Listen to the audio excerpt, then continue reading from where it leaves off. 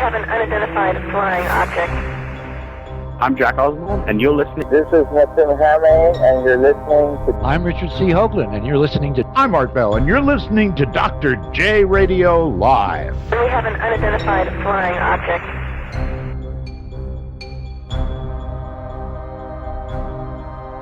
All right, everybody, welcome back to a very exclusive interview and a very controversial one. Before, let me give you some background. As you know, this show, Dr. J Radio Live, does a lot of topics, and some of them have led us to the occult path because, as Robert Morningstar always says, everything is connected. And even there's evidence to show that the Freemasons and the founding fathers of the United States were deeply involved in the occult. Aleister Crowley, one of the interviews we did with was Dr. Richard Spence, who teaches in the United States in the university, and he wrote a book called Secret Agent 666, which talked about Crowley being a double agent, where he would help the Nazis with the occult stuff and come back to the Brits and give them intel that he can get.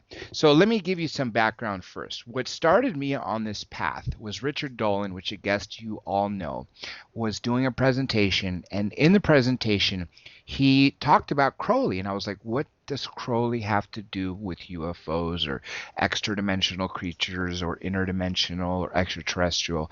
And he said that, well, if you look at the picture of the being that dictated the Book of the Law to Aleister Crowley in 1904 over a 3-day period in Cairo, Egypt, the being, if it had bigger eyes, it would be identical to what we call as a gray alien. And what he claimed, the claim that came from Richard Dolan, was that when he first drew this creature, it had big black eyes, and he was told by his friends that he needs to make the eyes more human looking, otherwise no one would believe it. But nonetheless, even just looking at a drawing of this creature from 1904, long before people started talking about gray aliens, it looks, a short being with a black cape. It looks really just in line with Richard Dolan says. So being an investigative journalist, I wanted to go a little further. Jack Parsons was a student of Aleister Crowley. Aleister Crowley died in 1947, and this was alleged that in the late 40s, probably early 50s, Jack Parsons and L. Ron Hubbard, the founder of the Church of Scientology, did a ceremony to open up a Stargate at where Area 51 lies. Now, whether this is true, we don't know. We can't ask either of them because they're not around. But they were deeply involved in JPL. So my interest in the occult went up every time I ask a guest about Aleister Crowley and what Richard Dolan says. Everyone straight up says he was a Satanist.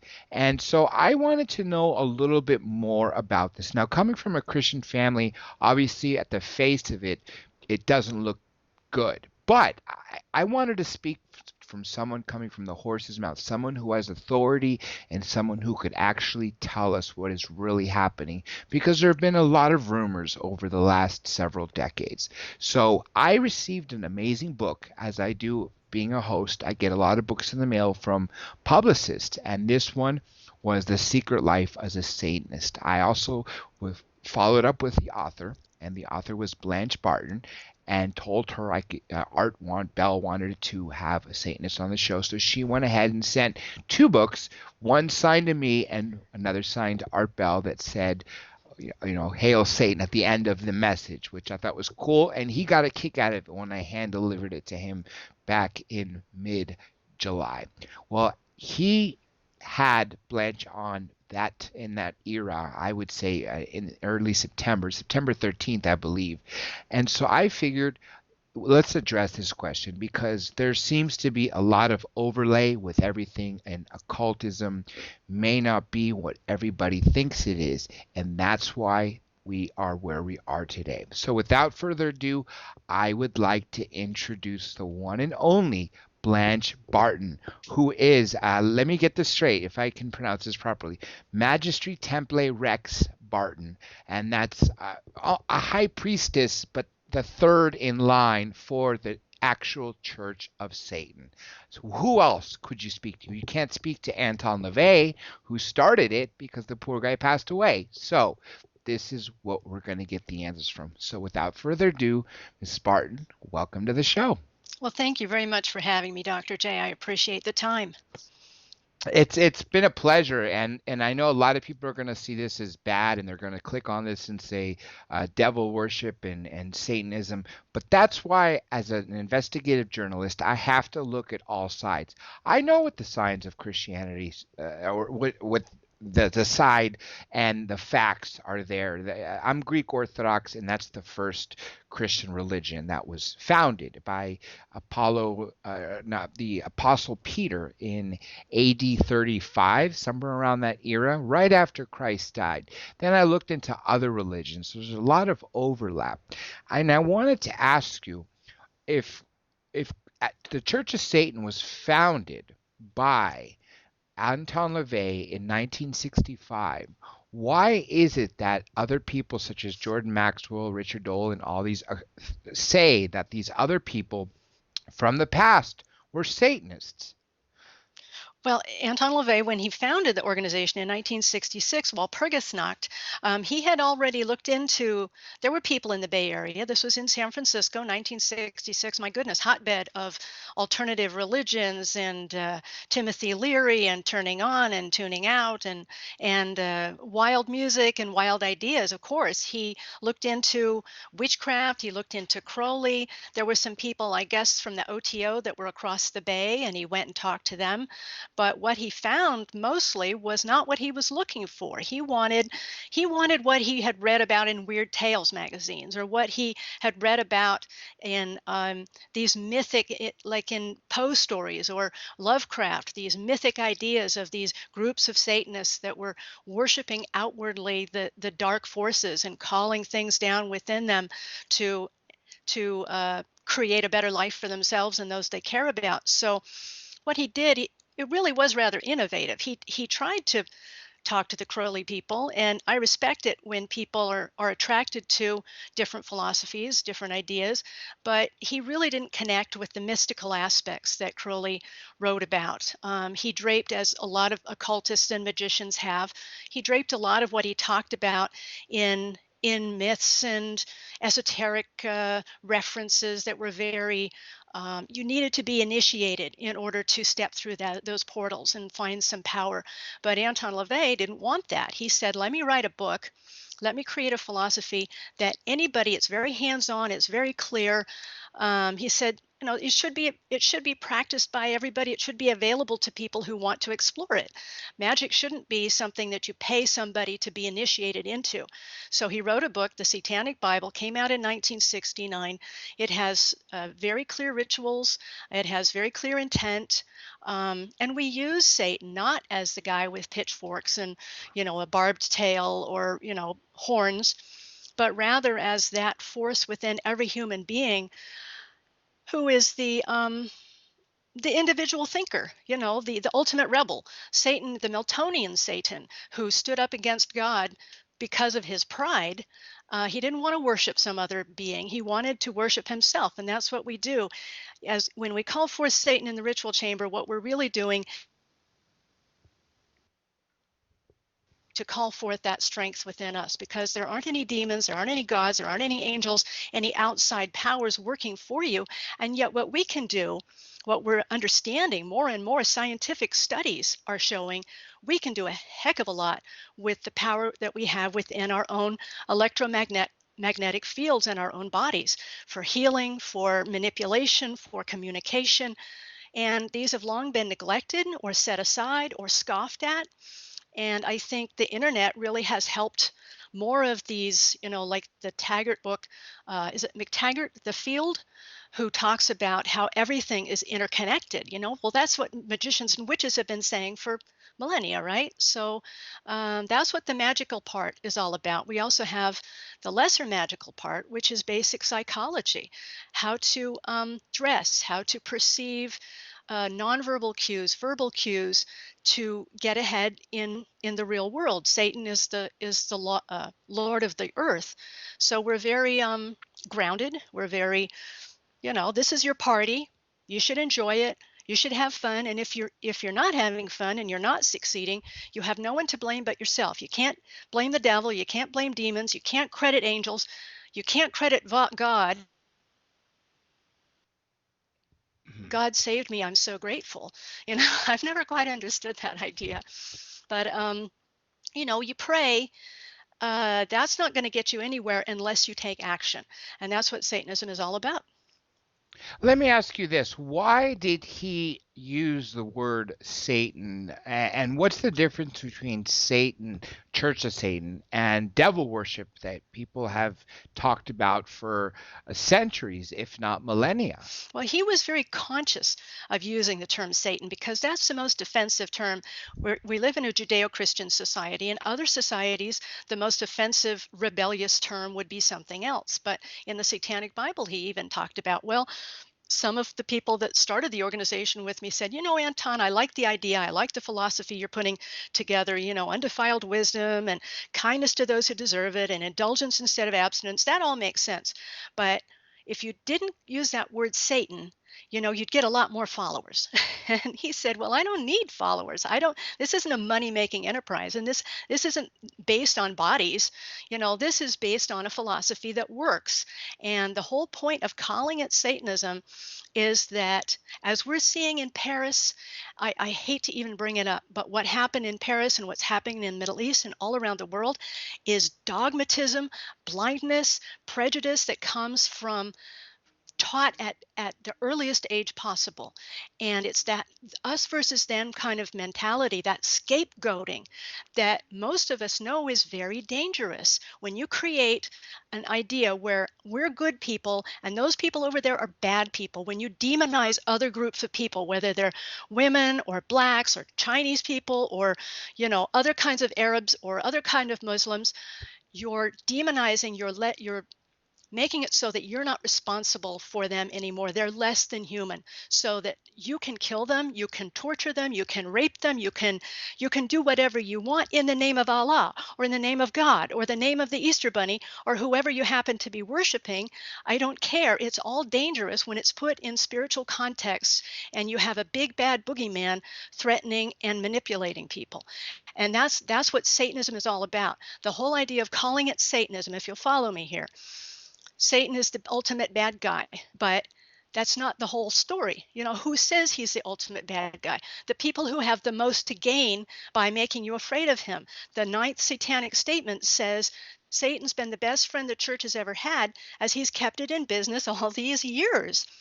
And as long as you have a boogeyman, as long as you have the others, the other guys that you can treat immorally in the name of God, then there's all kinds of things you can be manipulated politically. You can be manipulated by advertisers or governments or any large entity. Big pharma, big corporations. They have the power and they can manipulate you with language, like Satan, like abortion, like liberal, like choose any number of topics that are controversial, and that's where the scapegoating comes in. And it's very, very important when we live in a democracy to think, to take these things, take issue by issue, vote the man, talk about these issues. We've got terrible things facing us. I mean, clearly on a global scale right now, not just politics, but economics, environmental disasters. And these are serious issues. We can't just waste time yelling at each other and calling each other names and poking figures at each other. We've got serious issues, or we're not.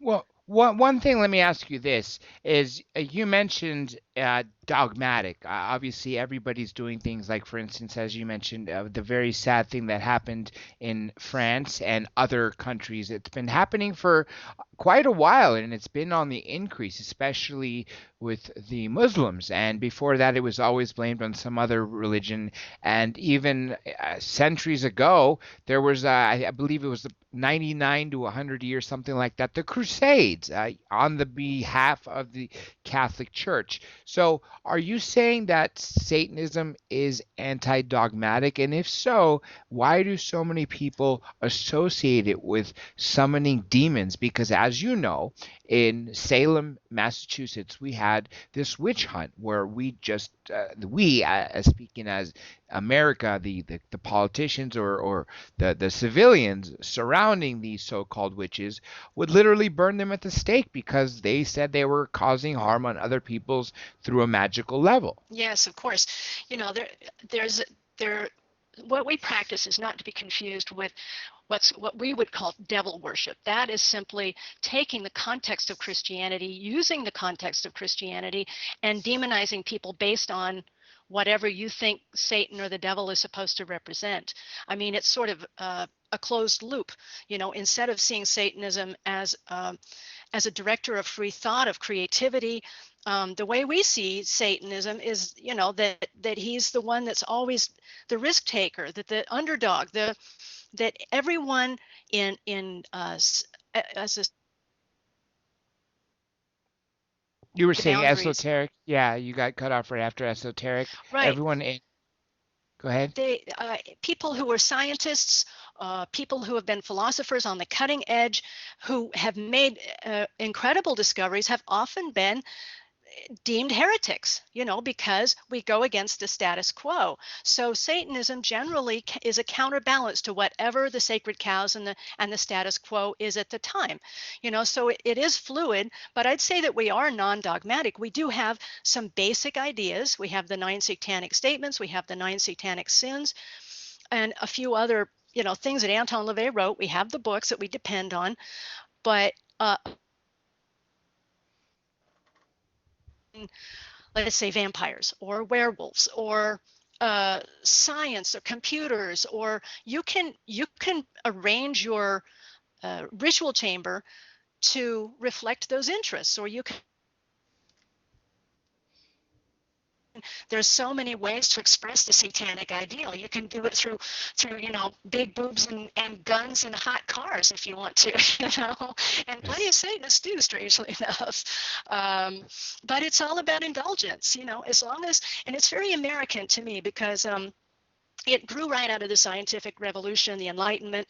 A lot of the as you were saying as in your lead-in, a lot of the original founders, the ones that really founded the philosophy of the early United States, Benjamin Franklin, certainly Thomas Paine, James Madison, these were deists. And in those days, you were a blasphemer if you were a deist, because what you were saying was, I believe that Jesus was a good man, that he might have been a good philosopher. And a lot of Christians are very uncomfortable with that. You know, I think it was Thomas Jefferson rewrote the Bible, the New Testament, taking all of the magic stuff out because he thought that it should just be presented as a philosophy, not as, you know, a magical, mystical thing. And Thomas Paine, of course, we know, he was very anti big church. And a lot of people, I mean, the founding fathers saw what a dangerous thing it was to have the church involved, like a national church involved with the governing of the populace, because then you've got one philosophy that's, you know, above all the others. And they said, let's just get it out of the public square. What happens in your bedroom, what happens in your own church, your own personal space, whatever that is, that shouldn't have anything to do with politics. Let's do the politics in the public square and leave people to their own devices otherwise. Now, I'm going to agree with you that fear controls. So I guess when Anton LaVey used the word Satan, he would scare the majority of the public, saying, I'm not getting anywhere near this. I remember when you broadcast on Art Bell that I was reading some of the comments, and some people were like, Satanism, devil worship, I'm out of here. You know, my Christian values will send me to hell and all this.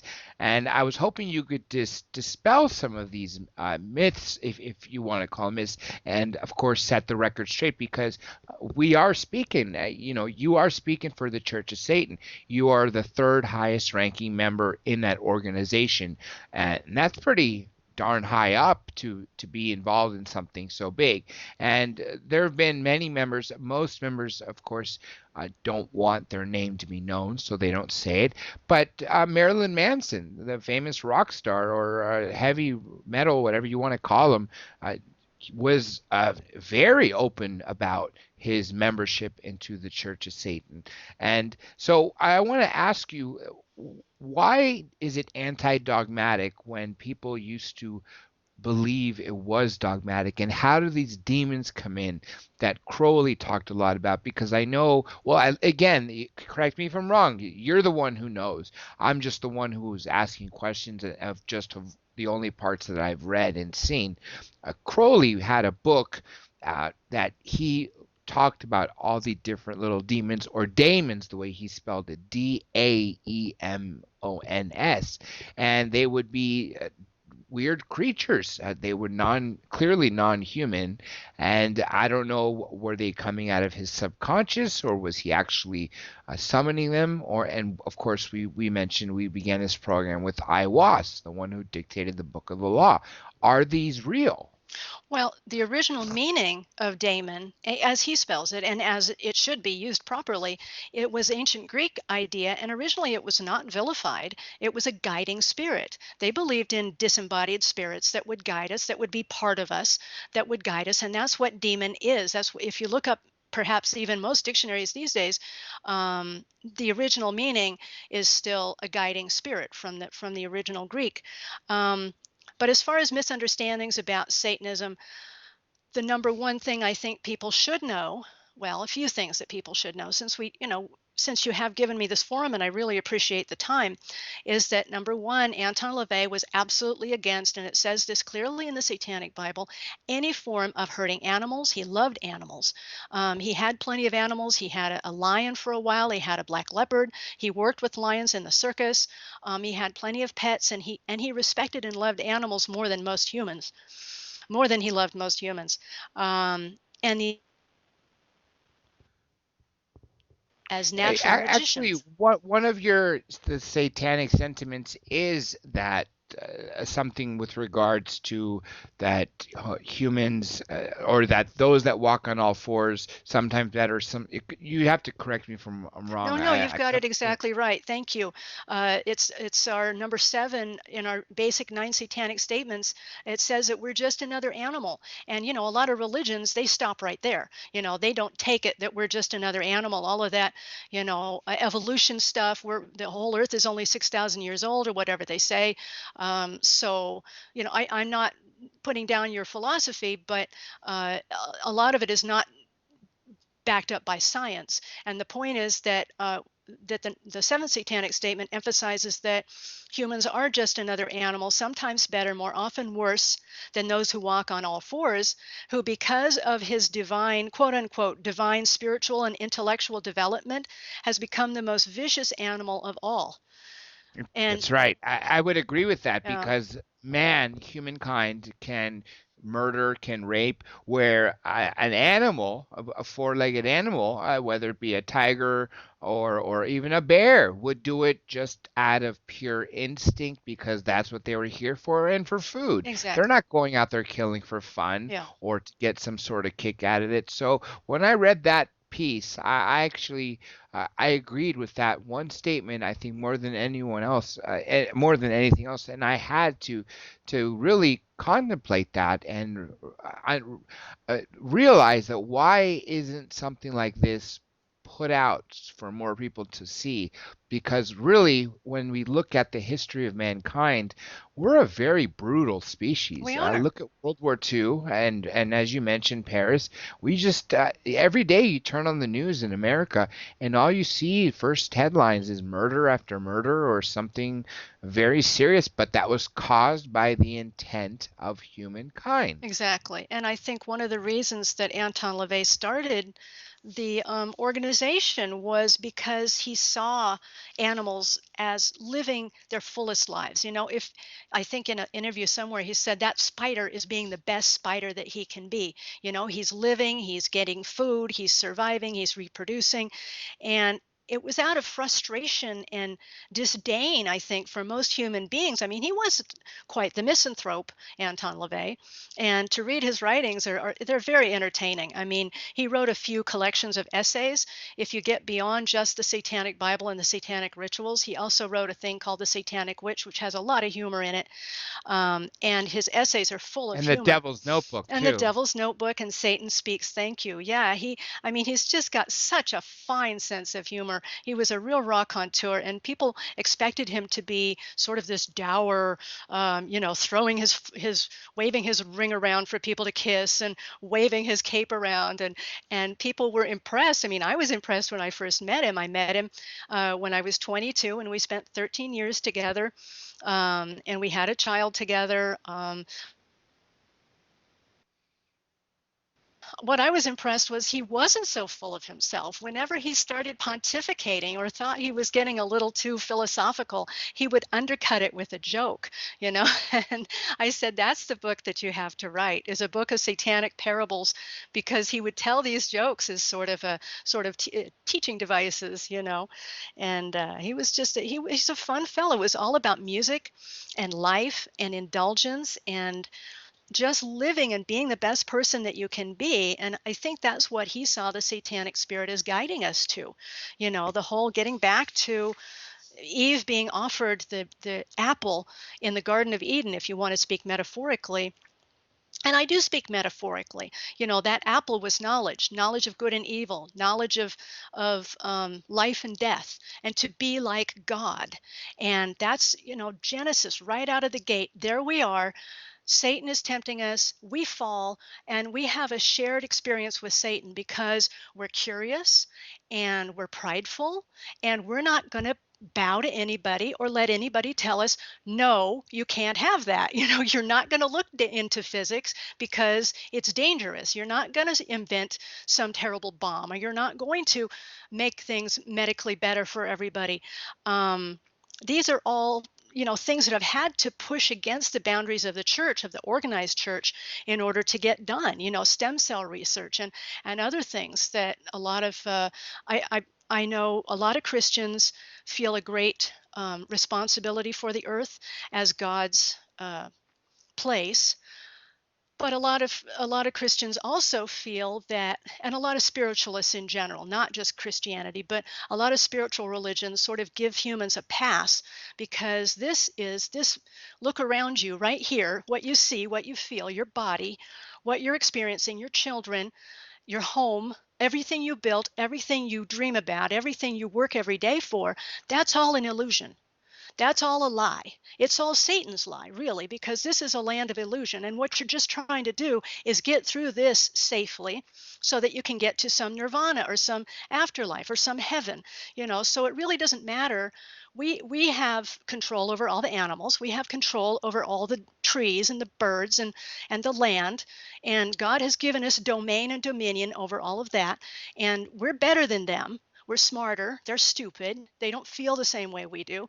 And they're worthless. So we can use them for whatever we want, for our sport or our entertainment or whatever resources we need, water or air or trees, just cut them down, because God gave this all to us to use. That's where some Christians come from. And I find that very, very frustrating and very angering, you know, because it's getting back to this. I think Satanism is not just atheistic, it's anti-theistic, because it's not just a matter of, well, it's okay for them to think that way, but it really doesn't affect me. But it does affect you when they're basing the decisions that they make for you, when our governors, when our legislators are making decisions based on sand, essentially on lies, then you know, they're making very poor decisions, and it's leading us right over a cliff. So, like stem cell research, I'm so glad you brought that up. You know, how religion actually stepped in to sort of prevent something that could have added another layer of, you know, improvement in the civilization of humankind. yeah, exactly. So we choose active opposition. You know, it's not just atheism, it's militant atheism, it's active opposition against faith, against blindness, against blind belief and ignorance. It's the hard road. I mean, you have to think for yourself. And again, that seems very American to me. Think for yourself, question all things. Uh, your freedom stops at the end of my nose, those kind of things. If you want to marry somebody else of the same sex, how does that affect me? Does that really make any difference in see to me there's a lot of mucking around with things that really don't matter when there are a lot more important things that need to be addressed. Getting back to the whole demons idea, and why do people believe that Satanists then are in league with demons, or that they are in league with evil? Well, those books, the Malleus Maleficarum, the Hammer of Witches, and other books and other ideas about what Satanists are and aren't have always been written by their accusers, by the people on top who don't like being questioned and challenged, and don't like people pushing their buttons. So if someone challenges you and you can say, dismiss them and say, oh, well, they're a racist, or they're a liberal, or they're a conservative, and so you don't have to listen to them. That pigeonholes them. They listen to Fox News, so that pigeonholes them in some group that dismisses them from your reality. But There's actually a few questions I have. One that you brought up that I didn't know about, which is very huge. You had spent 13 years with Anton LaVey, which as you know, the divorce rate is much higher than the actual marriage rate in the United States, probably internationally at this point, which is very sad. So to have had such a long relationship is fascinating.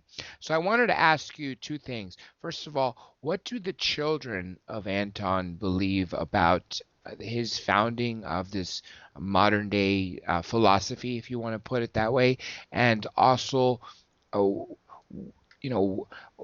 did you get involved in this? What attracted you to the Church of Satan, knowing that the word Satan or devil or Lucifer, all those words or names had such a very harmful meaning to so many people? Well, as far as the reactions of his children, I can't really speak to his older daughters, Carla and Zena, because they have been, at least Zena has been very public in her disregard for her father, and that's all online. And, I can understand that it must have been difficult for them growing up in the household that they did. It doesn't excuse, A household with grottos, right? That's something the I researched household before. with lions and Yeah, people and nude people altars and lots of complications and and people showing up all the time. I heard Anton at the time. Again, this is just from my research. This is why I wanted to speak to the horse's mouth. I heard from what I read. This could be wrong or right. Correct me, please. It's that he would hold weekly meetings called grottos and other locations where he would literally invite people to come to his house and sort of stay there and do rituals and other things. And so I could imagine how it would be for a child growing up where, daddy's got all these friends over and they're doing something with these crazy animals around nearby, and the snakes. There was cool pictures in the book that you wrote about him. Of course, you see his lion in there. You also see with the, I don't know, is it a python around his neck? boa constrictors, sure. Yeah. It was a wild time when the organization first started. Of course, it came from a group that he called informally the Magic Circle. They met in his black Victorian out in the Richmond district in the avenues of San Francisco, where it's all foggy and misty, and you can hear the sound of the foghorn from the Golden Gate Bridge in the background. And he had these strange people that he had acquired all his life, through circus connections and carnival connections. And he was a police photographer for a while. And he just always was drawn to interesting, esoteric, eccentric people. And there were plenty of them around San Francisco at the time. So they started performing rituals together just experimentally to see what happened. And they got some interesting results. He got a lot of local press as a hypnotist and a psychic investigator investigator, an occult investigator in San Francisco. This was all, and he also was playing music in various venues around San Francisco. And this was all before the founding of the organization. After the organization started in 1966, by 1967, he had three important public rituals. One was the baptism of his daughter, Zena. There was a satanic funeral for a Navy gentleman that was in the Navy that had died, I think, in a automobile accident and requested a satanic funeral. And there was also the satanic wedding, which would, those pictures were shown worldwide on newspapers around the world. One of the main photographs that was taken of the satanic wedding was taken by Joe Rogan. If you're familiar with that photograph of the flag raising at Iwo Jima, that was the same photographer. So he was very, Real. he was I very did well not know connected, that. and so yes, and at the same time there were he was giving lectures on things in the Black House. I think there were maybe 250 a lecture or something, and they were always very crowded, people spilling out into the hallway and out into the street practically, listening to these lectures on werewolves, on zombies, on cannibalism, on vampires, on witches, and UFOs and psychic phenomenon, and just anything esoteric and strange. He was interested in it, so he just pursued it and told people what he had found and what he discovered. And so yeah, those were very interesting times. But we the whole point of the Church of Satan, I mean, we've been around now for 50 years, and you're right. I mean, the information is available to people. If they go online, they can go to churchofsatan.com and they can read the books and they can get a true idea of what real Satanism is. But we don't evangelize. We're not going to stand out on street corners, giving people flyers about, oh, this is what real Satanism is. Please come to our church, because it's not like that. We don't require dues. We don't require even that you join the church per se if you don't want to. If you pick up the books and you start applying the philosophy and it works for you, great. You can call yourself a Satanist, you're practicing the philosophy, and you're doing it for your own personal benefit and the benefit of those that you love. But we're not going to knock on your door at 5 o'clock in the morning or 6 o'clock in the morning and try to give you a watchtower or something and warn you about the second coming of Satan and you better get ready. It's just, but we do want to be there as an entity for people who are drawn to the philosophy, who are drawn to these metaphors, to these poetic images of Satan and demons, and find them strangely. Find themselves strangely connected and gained energy from the very things that a lot of people call dark and spooky and supernatural and scary. Some people are just naturally drawn to, and it's almost like being on a different vibration, a different frequency. I love the dark mystery. I love the dark overtones of some classical music and the black capes and the black candles and the mystery and the esotericism. I love all that stuff. The incense. It makes me feel like I can draw forth from that power within me, so that when my back is up against the wall and I need to inspire myself, those are the metaphors that strengthen me. But if it's not for you, walk away. We don't expect there to be a lot of Satanists in the world. That would be unrealistic, and we frankly probably wouldn't like it very much. But we do want to maintain our organization mostly for two reasons. One is to keep the philosophy true to what Anton LaVey put forth. It's wonderful blend of magic and mystery and rationality and carny flash and indulgence and high heels and red lipstick and guys dressed to the nine and film noir and just having fun, having fun with different images and different things. But we can't lose what Anton LaVey codified for us, because it works really well, this alchemy that he put together. The second reason the Church of Satan exists is so that people like you, or people that I work with, or people that our children go to school with, if they find out who that I don't, usually share with most people on a day-to-day basis. I don't, walk up and shake their hand and say, "Hi, I'm a leader in the Church of Satan." That's not the first thing that comes out of my mouth. Usually, it's about educational supplies, or it's something professional, or I don't wear it on my sleeve. But if it should that our members work with, not to be freaked out, not to think that we're worshiping the devil, and that we're going to call down terrible curses on them, or that their children, that they should be afraid if their children want to come over and visit. That's why it's important for people to know. That's why I appreciate the time that you're giving us in letting people know what Satanism really is about. Well, that's exactly what investigative journalism is all about. It's, giving a chance for people to speak and sort of dispel myths. And like I said, I love to speak to the horse's mouth. When I get a chance to speak to a politician who's involved in, say, trying to get disclosure for UFOs, then I seek for it. I even recently had George W. Bush respectfully decline, but hey, I had to try.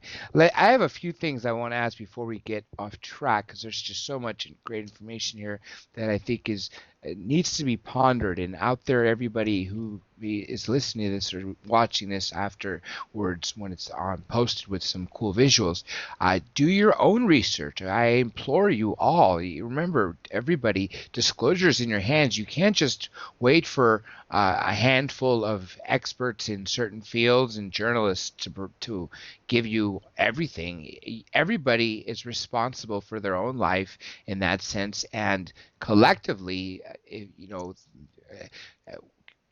Martin Luther King, he had the Million Man March, and he got the civil rights movement going. If you really want something, get together with people and talk about topics that you want changed in maybe society of laws or some sort, especially now in our very much surveilled state, of which a lot of it is in much serious violation of the Fourth Amendment. Warrantless wire taps and even seizures. It's just actually getting pretty disgusting for that matter. Now let's go back in time a little bit. When I mentioned Aleister Crowley, he was a member of the Golden Dawn, I believe, in the late 1800s. Then he started the OTO. I don't know if I could have it in front of me. Pronounces, is it Ordo Templi Orientis? I believe that is it. Yes. Yes. And now, why was Hitler and some of the high-ranking Nazis so involved in occultism? Do you know that? Well, again, it's not my area of expertise, and Satanists don't necessarily, go hand in hand with esoteric ramblings. But from what I understand, I mean, there was a public view of the Third Reich, and then there was a more private view, and it seems that what they were trying to get to was a kind of a reinvigoration of an earlier sort of folk religion, with the emphasis on the human strengths, and I'm saying this is the outside. This is what the parades were all about, and the dignity of labor. It was a socialist movement after all, and the farmer and everyone pulling together for a stronger society, and getting back to the old folk religions of Germanic roots and the Teutonic roots, and but publicly, I believe Adolf Hitler himself claimed to be a Christian.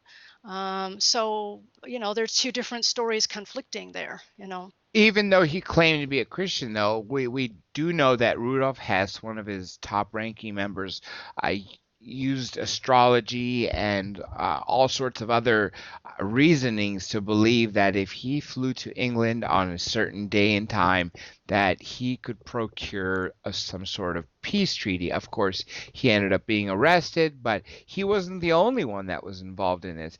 And then let's go back further in time. As you mentioned, some of the founding fathers of the United States, they were all involved in this. Freemasons, a lot of people claim to be involved in occultism, and even going back further than that, the Knights Templar. So you could see hints of some sort of occultism going back well over 1,000 years, if not longer. Well, the most exciting thing, I think, one of the things that I find exciting about Satanism is that for the first time I found a religion. You asked me how I came to Satanism, and I came when I was very young, when I was about 12 or 13 years old, and I was interested in the occult. I was interested in witchcraft, of course. I was interested in those borderlands where there was some controversy about what was real and what isn't. I read a lot about UFOs and about psychic phenomenon and magic. And for the first time, what I found in Satanism was a philosophy that advocated knowledge above dogmatism, rationality, and yet also emphasized equally the poetic nature of the human mind. We love to find connections as far as esoteric connections. That's we're myth-making creatures. That's what we do. I mean, my goodness, if there was some alien that was watching us, why in the world, they would say, do they keep concentrating on these stories that are just stories? They're not even really happening. These movies and these books and these why do they like all this fiction? We like beginnings, middles, and ends. We like to make sense of things, And I think Satanism says, okay, you can be a rational human, you can be a rational animal, but also enjoy and embrace the poetic part of you, because when you go into the ritual chamber, that's what we call the intellectual decompression chamber. And I can't tell you what will happen, but I know what has happened for me when I've done rituals in the ritual chamber, and I've had amazing results. I'm not saying that will happen to you, but I'm saying that is what has happened to me. And as you keep saying about journalists, investigative journalists need to be open and questing. Ideally, journalists are the ones who are supposed to be keeping an eye on these politicians. They're the ones who are supposed to be looking into everything objectively and following every lead that they possibly can to get to the real truth. And what happens is people, and I know you've seen this with investigating of UFOs and the paranormal time and time again, scientists and other people who claim to be responsible, quote unquote, they see something that doesn't fit into their neat little paradigm and they reject it. You can't do that. As a responsible scientist, you can't do that. You can't, that's where the real genius comes in. That's where you can't take, data about psychic phenomenon that doesn't fit what I think is supposed to happen, so I reject that data. If it's authentic, reproducible data, you have to expand your bubble of your paradigm to include that new data. You can't just say, well, it doesn't exist because I choose not to believe it. That's right. That's not science. You can't do cherry picking. You can't say, well, I'm gonna take this piece of science and say, oh, this is validated, so we'll go with this. But this we'll just disregard. That's actually a disservice to humankind. That's what Einstein and a lot of very smart scientists have said, and you're exactly right. That's the best way to put it. It's a disservice to humankind and to history itself. Let me ask you a couple of questions. This is going to be 2 in 1. First of all, you mentioned that at a very young age you were looking into occultism, into magic, and even extraterrestrials, UFOs. What is your take and the church's stance on extraterrestrials from literally coming from other planets visiting us? Do they exist? And also interdimensional creatures, something like maybe a ghost. Do you believe they exist? And the second thing I want to add to that is, what is the difference between white and black magic? Because a lot of people just clump it together and say magic is magic. That's bad. It's all devil worshiping. Well, to answer your first question, the Satanic Church does not have a policy. It makes a point of not having political policies or economic policies or, one way or the other as far as UFOs and paranormal. I think most Satanists, probably myself included, are comfortable with the possibility of extraterrestrials, just playing the odds. There must be other creatures out there, but whether we can actually communicate with each other, the distances might be just so vast that we might not be able to. As far as interdimensional creatures, that borders on the supranormal.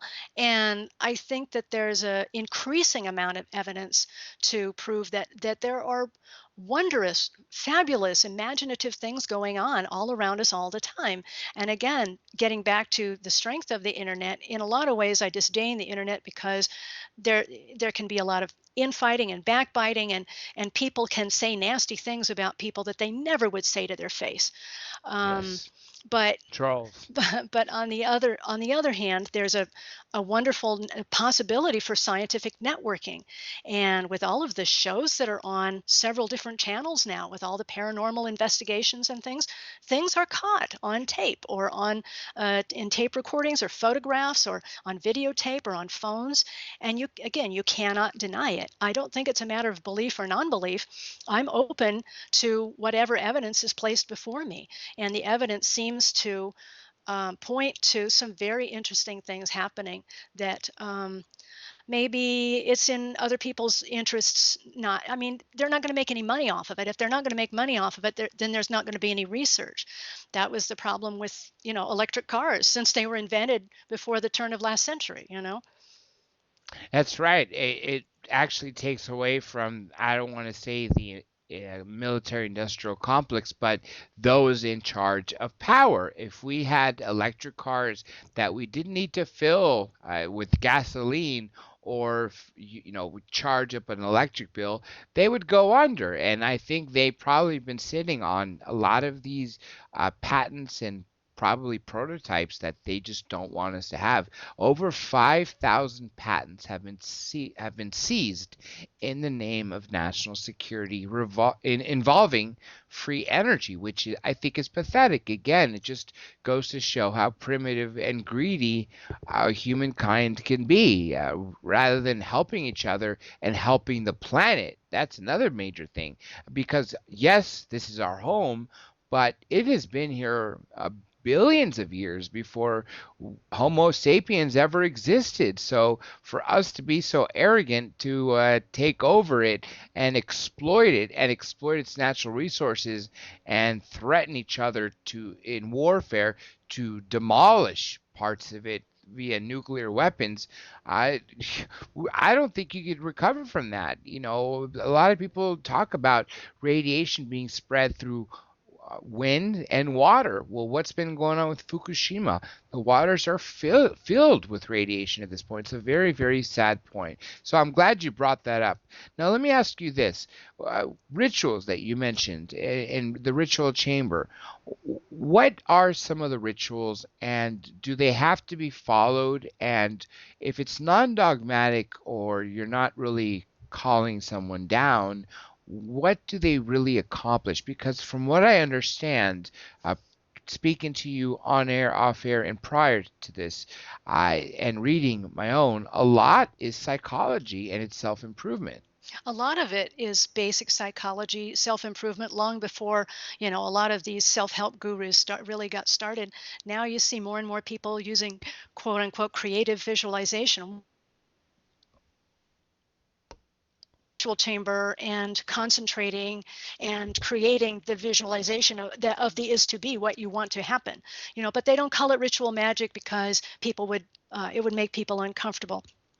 But we do have in the Satanic Bible, excuse me, there are 3 basic rituals that Anton LaVey lays out. And I say this because he meant them just as the basic framework, because you're a new user of magic, you don't know what to do, you don't know what the conventions are. So this is a basic ritual that you can try. We've got a lust ritual, we've got a destruction ritual, and we've got a compassion ritual.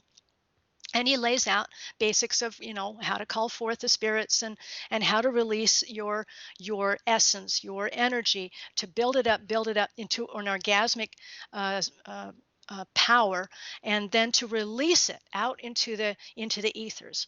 Now, at best, what will happen? I mean, at worst, what will happen, minimum, is that you'll feel a lot better. if you're lusting after this woman at work, say, and you can't think of anything else, you're just, every time you see her, you get nervous, you get sweaty, and you think about her all the time when you're not with her, and you look forward to seeing her every single day, and it's distracting. I mean, you can't sleep, you can't eat, and so you've got to get rid of this somehow. So you go into the ritual chamber, you maybe take a scarf or a picture of her or something that smells of her, and you build yourself up. You say how much you love her and how much you cherish her and how much you lust for her, and you build yourself up into a real or metaphorical orgasm, and you fully release it. You let it go. You let it go, and whatever will happen from that point, you've let go of the rope, as Anton LaVey used to say. You've let go of the rope, and whatever will happen magically will happen. But you don't have to worry about it anymore. It's gone. It's exorcised from your system. And it's not my belief that there are beings that actually will, scurry around and take action for you on some other plane. There may be, but that's not where my brain is right now. My understanding is that what I'm doing is I'm conjuring forth supranormal, if you're not comfortable with the word supernatural, maybe call it proto-scientific energy, bioelectrical, chemical energy that I can shoot out and have some effect on other planes, on other dimensions, and connect with wherever she is or he is. And since physics is now telling us that all things are interconnected now, and again, magicians and scientists, magicians and witches rather, have known that for thousands of years, that we're all connected, but we're just beginning to understand that and prove it scientifically. So yeah, that's what ritual magic is. It's getting yourself in an altered state. And what Anton LaVey gave us are the bare bones. If you want to dress it up in vampiric ideas or UFO ideas or medical ideas, whatever context you want to create. I mean, that's where the creativity comes in. Satanists are generally very creative people, and whatever excites you emotionally and gets your brain going and gets your intensity going, that's what you should do. Let me ask you this: calling down spirits. Obviously, we have bad apples in every group. Not Marilyn Manson. Charlie Manson was a self-proclaimed Satanist, and he was convicted to sentenced to death, convicted of conspiracy to commit murder, as well as a murder that he may have committed. But mostly, they say he used mind control techniques to get the group that did the killing of the Tate and LaBianca murders. But nonetheless, he was a bad apple, and I'm sure that exists everywhere. I could find him in every Christian church, in every school. There's always good and bad people. But what are the dangers of calling down spirits? Can you get rid of them if they're causing any problems, or I mean, how do you know what you're doing? I mean, because from what I gather, you're messing with a force that is well above and beyond and advanced than we are. Well, I would say, I mean, truly, you do have to be careful. You have to know yourself. And I think that the dangers that are people would mess around with the Ouija board, the Exorcist. That's how it starts with Reagan, as she's messing around with the Ouija board, and other people have had sort of supernatural experiences that they get totally freaked out by. And you have to be careful, because these are things that you have been inculcated with in your life. And if you read the Satanic Bible and you say, wow, these are ideas that I've had my whole life, and I didn't know other people felt this way. This is such a real. Now I know what to call myself. That's wonderful. But if you sort of timidly open up those doors and, with shaking hands summon forth the dark ones and Satan himself, and you're afraid that, you're going to go to hell, I would say don't do it, because you're opening up doors within yourself that you will bring bad things to yourself, not external beings, but you, because of your prejudices, not, in a bad way. I'm saying that children have no choice, the way that they're inculcated, the way that they're brainwashed from a very early age. But if you're given that, if I do these things, or if I play with these things, if I play with Dungeons and Dragons, or I listen to heavy metal music, God won't like me anymore and he'll send me to hell, then don't do it, because you'll call down bad things happening in your life. And I don't want that for anybody. Do you believe that there is an afterlife, or this is it? I'm not sure. I've had, I'm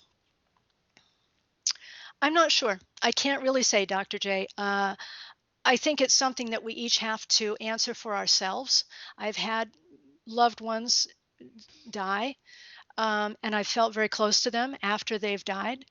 But can I quantify it? Can I point to specifics, things moving around the room or something? Sometimes hearing voices, getting impressions, interacting in dreams.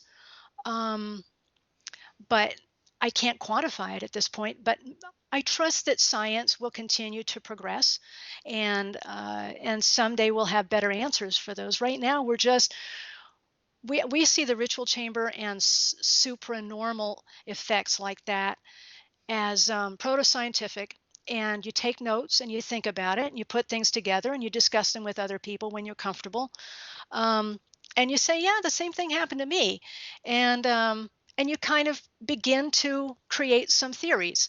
But again, you have to have the right scientists doing the right research. And if some pharmaceutical company or some medical equipment company isn't giving you thousands of dollars to do that, why should you? Couple more questions, and then I'll let you go, of course. You mentioned that this is the 50th year, or it began in 66, but when I was doing my research prior to getting you on, I noticed they use Roman numerals, and it said L as 50, and it was AS, and you explained to me before we went on Anno Santini or Santino? Anno Satanis. Yes, that's Anno right. Satanis. Okay. Why, if this has been going on for thousands of years, and the Christians believe that there was BC now, which people say BCE, but the Jews believe, or Jewish people believe, that there's 6,000-7,000 years that they could take back in time, and people have been practicing some sort of magic for thousands of years. Why is this just a new time? What do you say to all those that were practicing, say, in the time of Aleister Crowley? Well, as I say, Anton LaVey founded something that was unusual and unique. I believe unique. He based his ideas not so much on Crowley and other magicians that had come before, presumably, but people like Wilhelm Reich, or That's right, Jack yeah. London, or a lot of writers, that Dostoevsky, or de Sade, or Machiavelli, or Kafka, a lot of the romantic poets, Shelley and Keats and Byron. These all added into, as well as Lovecraft and the Weird Tales writers, and just this sort of mix that no one had really stepped forward and put all this together before. Milton and the existentialists, and had never created this alchemy for this particular philosophy before. No one, I mean, even Crowley himself, he was called, the dark one, or the evilest man in the world, wickedest man in the world, But whatever. it's funny you said that, But as far as stepping 2000, forward, I mean, he yeah. was still connected to yoga. He was still connected to mountain climbing. He took a lot of drugs. He was still connected to the ancient Egyptian entities that he called forth into his life. He didn't step forward and say, I am a Satanist. It wasn't in him. It wasn't in anyone before Anton LaVey really did what he did. I mean, a few people, a very few, some of your listeners who know this stuff will know that there have been a few people who had the guts to do that, but they were few and far between, and none of them started their own organization, and certainly not anything that lasted 50 years. Anton LaVey died in 1997. And the real question for us was, as well as everybody else, what will happen to the organization? Will we be able to stand past our founder? That's always the test of any philosophy. Is it just a personality cult, or is it something that he's given us enough ammunition, enough solid philosophy and ideas and idealism that we can continue to codify and explore it in the context of an ever-changing world? And I think we've answered that question. I mean, the people that I see that are coming to us as new members now, they're in the military, they're in law enforcement, they're teachers, they're nurses, they're creative people, they're in politics, they're in business, they're lawyers. I mean, broad spectrum of people. And yet they all vibrate to the truth that they see in Anton LaVey's works, and they're all excited by it, and they're all applying it for their own enrichment in their own lives. So that for me is very satisfying. Having been with the organization as long as I have and been a public representative for as long as I have, to have people come up to me and say, I read The Secret Life of a Satanist, or I read the Church of Satan book when I was younger. It helped me stay on the path. It helped me through some rough times in high school, helped me stay focused. It was great to not feel alone.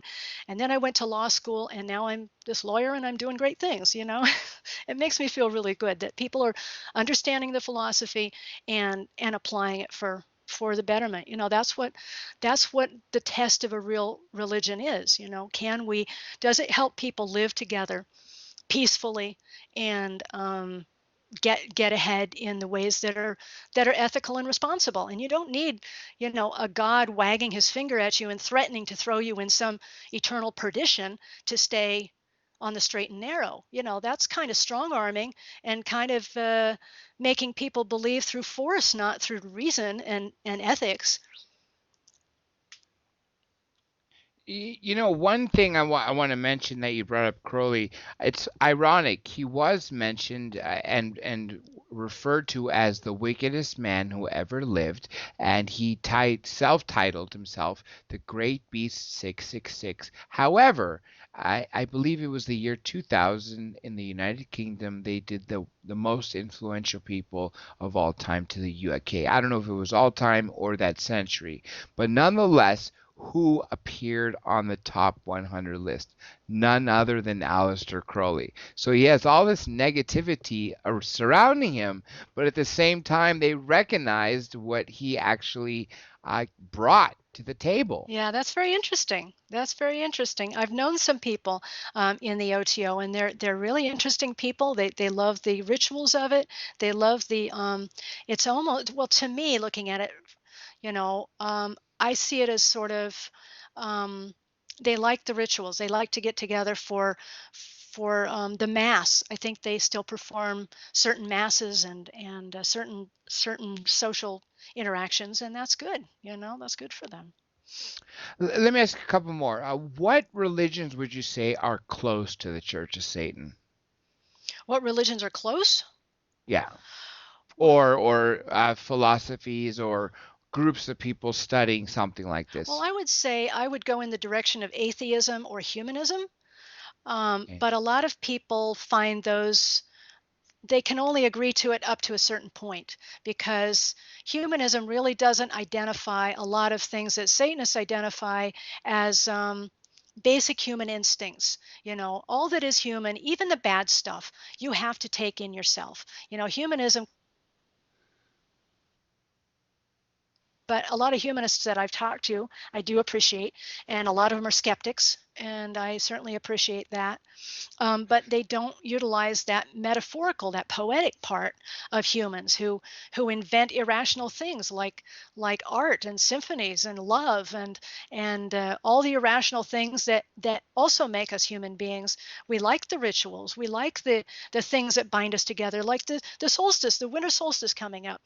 That comes from, it's not a Christian thing, as we all know. It comes from earlier pagan rituals in the dark of winter, so that you can have light and you can have gifts and you can share food and you can give gifts to people that you care about, and you can bring the greenery inside your house and worship the tree by putting nice tinsel and wonderful decorations all over it, so we can connect with the earth that way.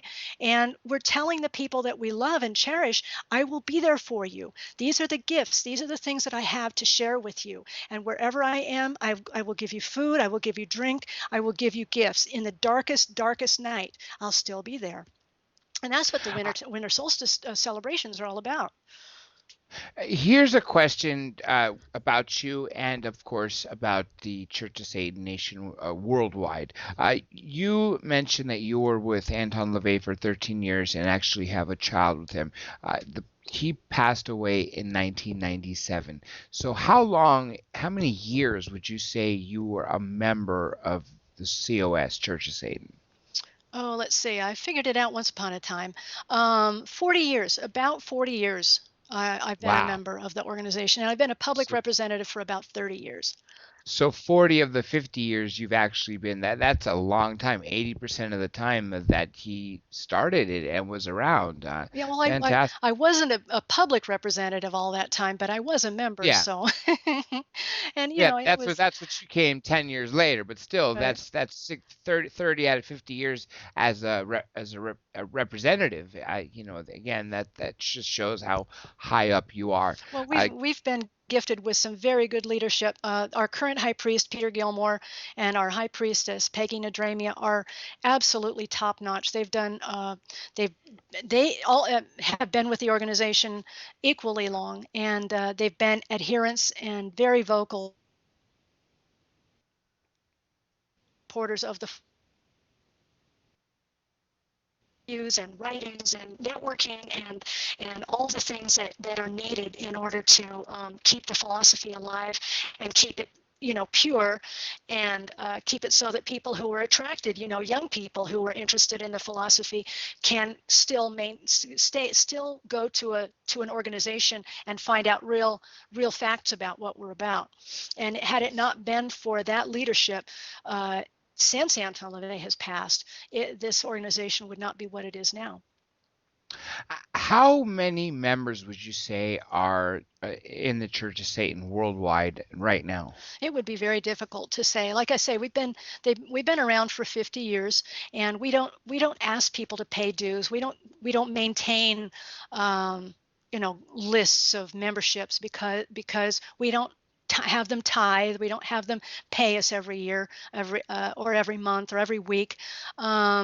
People become members, and we presume that they will stay members unless they tell us otherwise.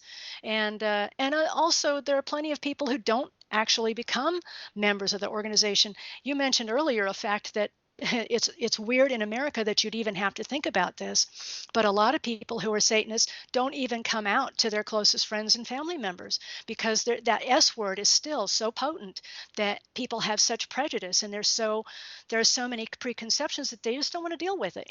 They know what Satanism is, they know what they practice and what they believe in and what they admire about the philosophy, but they just don't want to waste the time and complicate other people's lives by taking the time to explain that. So a lot of people who are Satanists, I mean, you could be working with one in your office right now. You could be the checker at the grocery store you go to all the time could be a Satanist, and you'd never know it. Just because they have tattoos or piercings or wear black or have black nail polish or something, doesn't mean that they're necessarily Satanists, or if they don't wear those things, it doesn't mean that they aren't Satanists. You know what I mean? So it's an interesting idea. It's sort of like the idea in Rosemary's Baby. That's what the doctor liked about the movie Rosemary's Baby. You've seen that? No, I haven't. Oh, you actually. should. I think you'd enjoy it. You'd get it. But it's the older couple that's the the satanic couple, and they're just a nice older couple next door, and they've got their herbs and they've got their strange. The older woman has odd colored hair and clinks and clanky jewelry, but they're just normal people, a little eccentric, but normal people. And that's what Anton LaVey liked about the movie was, they weren't just sweeping around in their black capes and everything. Now here comes, it's been an awesome time to interview you. We definitely have to do this again. I want to see what of course, the people who hear this and see this to get the feedback and have questions that they want to be asked.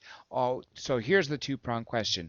What would you say to all those considering joining or at least researching the Church of Satan? What advice would you give them? And secondly, where can people find you and your work? Obviously, on Amazon, you could find The Secret Life of a Satanist, written by you, the authorized biography of Anton LaVey. I believe it's the only one, if I'm not mistaken. And so there's that. But if there's anything else, if you could address both those, that would be great. Yeah, if you're considering Satanism, if what I've said makes sense to you and you'd like to know more, the best place to go is churchofsatan.com. We have a lot of information on there, a lot of links. We have news feeds so that you can see what a lot of our members are doing. A lot of them are artists or journalists, or they're in business and they're selling different products that have to do with Satanism, or they're writing books or articles, or they're in education. So you can see some of that. We have archives of stuff that I've written, stuff that Magus Peter Gilmore and that High Priestess Peggy Nadramia have written. And we have lots of links to other people that we find worthwhile, that are interesting people, and so, I think any question you would have, it's a loaded website. You would find lots of information there. So I would recommend people go to churchofsatan.com. My books are available through feralhouse.com also, and Amazon, as you say. The biography, I wrote a biography. This is actually an expanded revised version that came out just late last year, because the first time I wrote it, it was 1989, 1990 when it came out, and then this new revised version has a new expanded photograph section. It also has 2 or 3 chapters on the last days of Anton LaVey and what's happened to the organization since his passing. So it kind of updates the one that I had put out before.